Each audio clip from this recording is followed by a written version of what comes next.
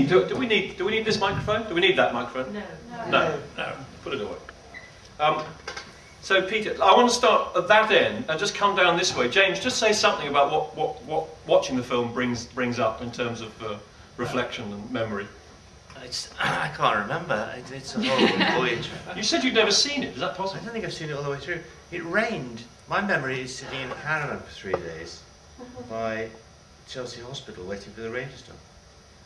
But we not held up for about a week by the rain. I'm sure it did. I have no memory of it. I was stuck in a caravan with Anne Lampton making conversation for at least 3 days. Sorry, that's my memory. What's your instant feeling seeing the film? When did you last see the film? Some time ago now.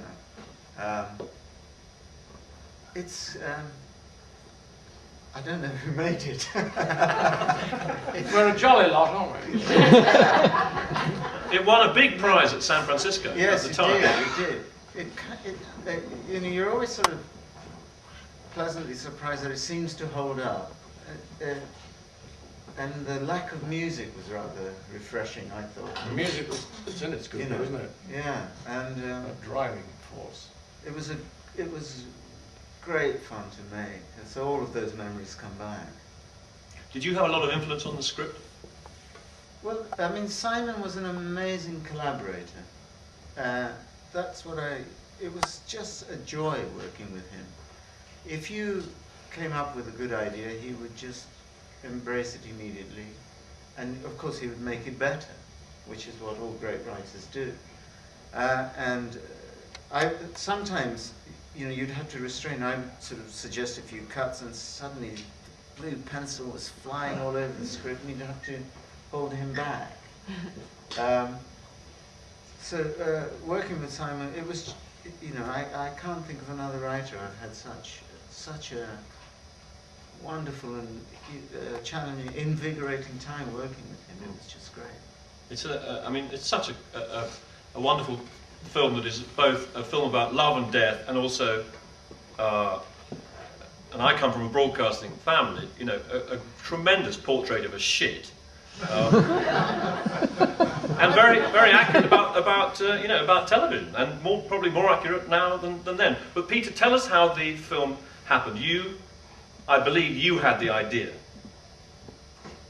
I had an idea, yes. I had an idea and wrote out a treatment and went to see Verity, because I was involved in a number of projects with Verity. You know all this, don't you? Yes. And she thought it was wonderful. And she said, the BBC are looking for films. So we went along together, and I read the treatment out, pitched it to Richard Broke, his name was. And he thought it was wonderful and said, I'll give you £1 million to make this film. And I remember the happiness very well as we walked across Shepherd's Bush Green. And Verity suggested Simon Gray, and I thought, Simon Gray? Simon Gray? He won't do it. But he loved it. He said, this is wonderful. I'd love to write this. Oh, it's terrific.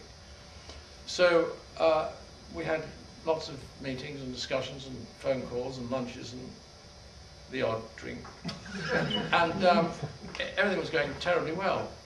And he used to ring up and say, what about, sorry. And then we had the final meeting of script delivery, lunch. And we had lunch. And there's the script, this brown envelope on the table. And we pay the bill. I think Verity paid the bill. And he said, well, here's a script. Oh, by the way, it's not your story. It's mine. I've changed the whole thing, and I don't do rewrites. So I was very polite, gracious, and so on, naturally, and left with the script. And I went home, and I wrote a letter to Simon, and I put it in an envelope, I addressed it, and stamped it, And I rang up. I also kept a copy. And I rang up Verity.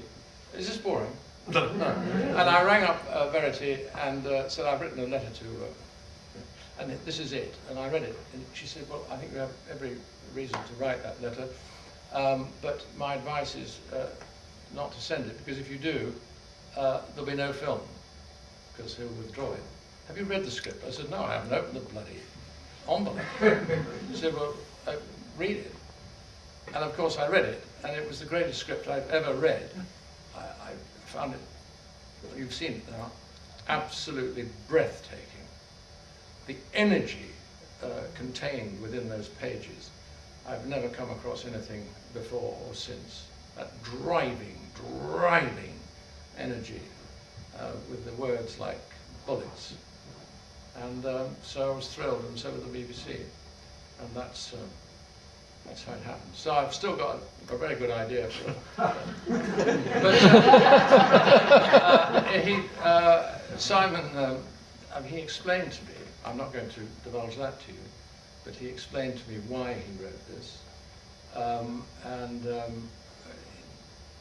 He in fact did use my character in terms of his job, and also that he was searching for something. I mean, that's what my story was about a sort of Jeremy Paxman type of person, searching for something, and desperate. But the rest was his personal story. So that's it, darlings.